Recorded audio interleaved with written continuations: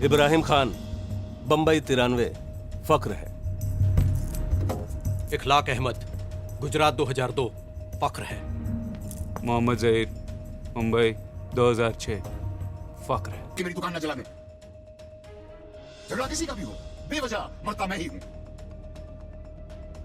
भीड़ तो देखी होगी ना आपने, भीड़ में से कोई एक शक्ल चुन लीजिए। एक कॉमन मैन को गुस्सा आता है, या फिर बम्बईया भाषा में कहूँ अगर उसका मगज सनकता है तो क्या होता है। जो नसरुद्दीन शाह ने वेडनेसडे में किया, वो अपने जीवन में केवल एक अच्छा काम किया नसरुद्दीन शाह ने, और वो था वेडनेसडे में काम करना। लेकिन एक कॉमन मैन उस हद तो नहीं करेगा शायद। मैसेज अच्छा है पर कहानी फिक्शन है। तो एक कॉमन मैन जो सिस्टम से, दंगों से, सामाजिक असमानता से परेशान हो, या फिर केवल देश के प्रति उनके प्रेम से अभिभूत हो, ओवरवेल्म्ड हो, क्या करे। ऐसे में रंग दे बसंती का एक सीन याद आता है। मिलिट्री ज्वाइन करेंगे, आईएएस बनेंगे, पॉलिटिक्स का हिस्सा बनकर इस देश की सरकार चलाएंगे। ये देश बदलेगा, हम बदलेंगे इसे। अब जो बोलेंगे कि सिस्टम को अंदर से एक अकेला आदमी कितना बदल देगा, ये नामुमकिन है। शायद आप सही भी हों, एक नहीं दो तो कर ही सकते हैं, और इन दो कॉमन मैन ने भारत में ये करके भी दिखाया है। उस कॉमन मैन को आप आज भले ही अपने प्रधानमंत्री नरेंद्र मोदी और गृह मंत्री अमित शाह के नाम से जानते हों, लेकिन प्रधानमंत्री और गृह मंत्री बनने से पहले भी दोनों ने मिलकर कई ऐसे इंटरनल सिक्योरिटी मामलों को संभाला है, उसका निपटारा किया है, जो करने के लिए पूर्व में उन्हीं के पदों पर बैठे लोग नहीं कर पाए थे। इसके लिए क्या कहें, दोनों भाई दोनों तबाही। कोई भी समस्या का निवारण कैसे निकाला गया, ये जानने से पहले ये जानना जरूरी है कि आखिर वो समस्या कितनी जटिल थी, उसका निवारण करने की कोई कोशिश की भी गई या नहीं, या अगर वो नाकाम रही तो किसी उसके समाधान के लिए नया तरीका क्या हो सकता है। इन सभी मुद्दों पर भारत को एज अ होल लेते हुए भी आने वाले वीडियो में बात करेंगे। लेकिन इस वीडियो में बात करते हैं गुजरात की, और कैसे गुजरात बना एक मॉडल स्टेट। गुजरात का नाम लेते ही दो चीजें सबसे पहले सभी के जहन में आती हैं, एक रिफ्लेक्स की तरह। पहले हैं मोहनदास करमचंद गांधी यानी गांधी जी, और दूसरा है 2002 के गुजरात दंगे। यहाँ मैं गलत नहीं हूँ, सिलेक्टिव नहीं हूँ, मैं तो बस वही रिपीट कर रही हूँ जो एक लिबरल प्रोपेगेंडा के तहत हमें सालों से पढ़ाया गया है। लेकिन गुजरात का इतिहास पुराना है, एक ऐसा छिपा हुआ इतिहास है जो कांग्रेस और उसके साथी दल हमें और आपको बताना नहीं चाहते। लेकिन मोदी जी के पहले के गुजरात की हालत क्या थी और इससे कैसे निपटा गया, ये जानते हैं। गुजरात राज्य के गठन के पहले दशक में यानी 1961 से 1971 में 19 में से 16 डिस्ट्रिक्ट ने वायलेंस देखा था।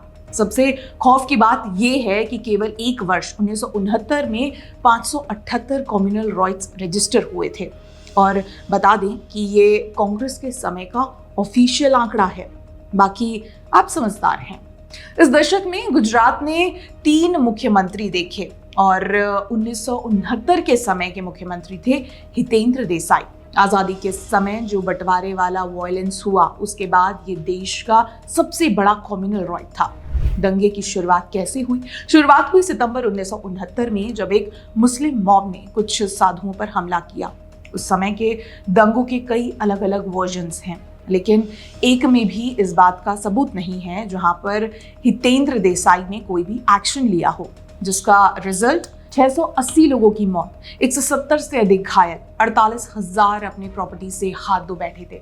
इंटरेस्टिंगली बात यह है कि एक रिपोर्ट के अनुसार एक सीनियर कांग्रेस नेता का कहना है कि उस समय की सरकार ने कोई भी एक्शन लेने से मना इसलिए किया था क्योंकि कांग्रेस आने वाले इलेक्शंस में भारतीय जनसंघ से हारना नहीं चाहती थी। इसे पढ़कर नायक मूवी का वो सीन याद आता है जब अमरीश पुरी कहते हैं कि राज्य जलता है तो जलने दे, कुछ लाशें बिछती हैं तो बिछने दे, पुलिस कुछ ना करे क्योंकि दंगा करने वाले उनकी पार्टी का काम करते हैं। कुछ बसें जलती हैं तो जलने दो, दुकानें लुटती हैं तो लुटने दो, मैं 2-4 को। पार्टी का वोट बैंक है, सिमिलर ही है, क्योंकि कुछ पत्रकारों के अनुसार 1969 के दंगों के इनिशियल 3 दिनों में पुलिस हाथ पर हाथ धरे बैठी रही। ऐसा नहीं है कि गुजरात केवल एक ही दशक तक जलता रहा, आने वाले कई दशकों तक जला। कभी कभी सोचती हूँ कि कश्मीर के बाद कौन सा स्टेट सबसे ज्यादा धार्मिक दंगों में चला। कंपटीशन फियर्स है, लेकिन गुजरात का नाम भी इस मिक्स में है ही, thanks to Congress of course. अब 80 के दशक के दंगों को ही ले लीजिए, ये कास्ट पॉलिटिक्स राहुल गांधी की नई नहीं है, ये कांग्रेस की पुरानी स्क्रिप्ट है। मुस्लिम को हिंदू से लड़वाओ, दलित को ब्राह्मण से, ऊंच नीच करो और सभी जातियों को आपस में लड़ाकर अपना वोट बैंक सेव कर लो।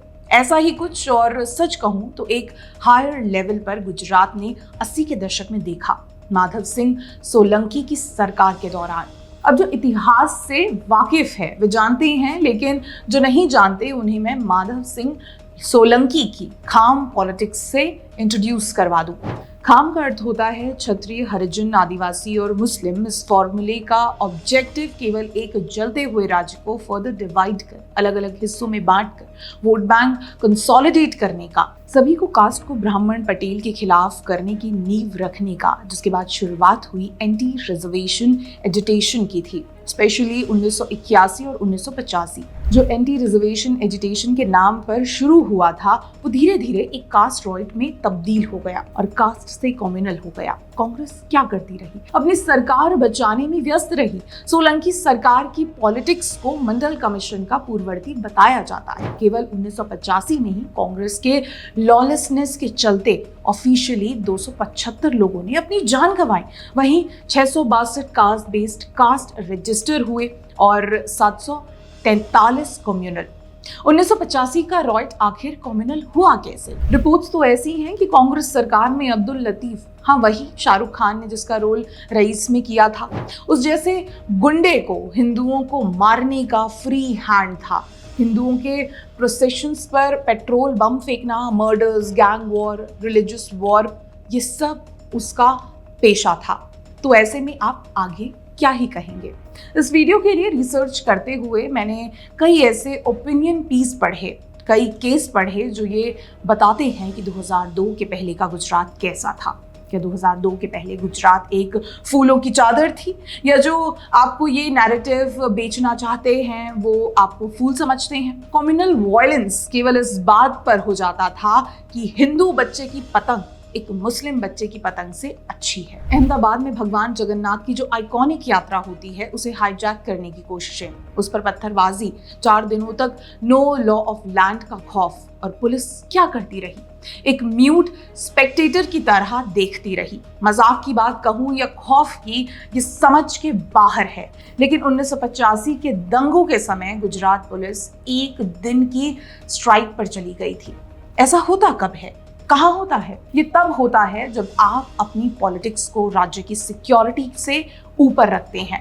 ये तब होता है जब आपको ये फर्क नहीं पड़ता कि आपकी कुर्सी के नीचे कितने ही मासूमों की लाशें पड़ी हैं। तब तक जब तक आप आराम से कुर्सी पर पैर फैलाए बैठे हैं।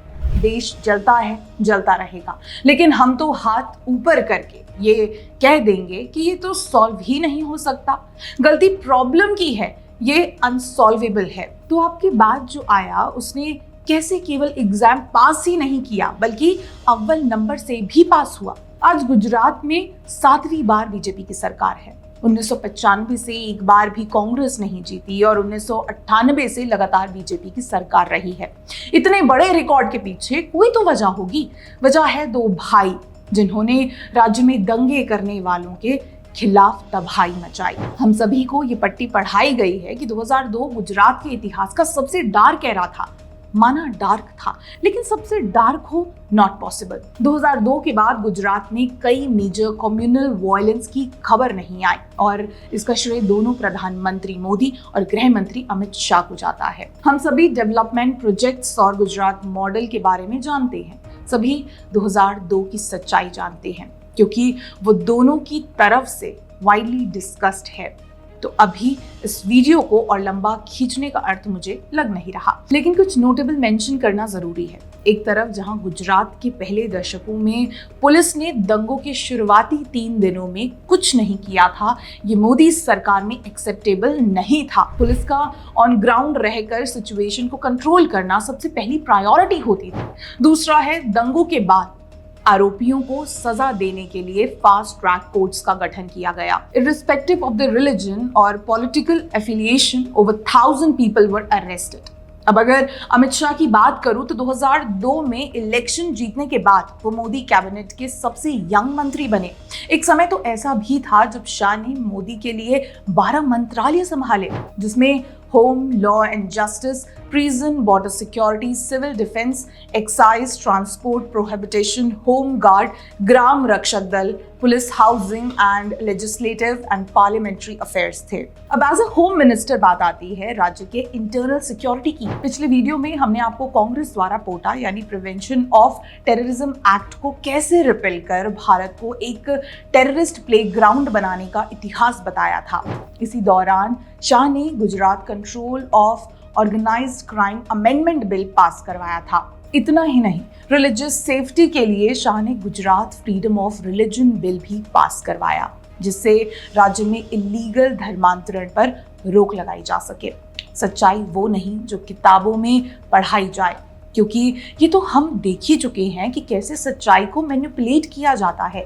सच्चाई वो है जो आप देखकर वेरीफाई कर सके।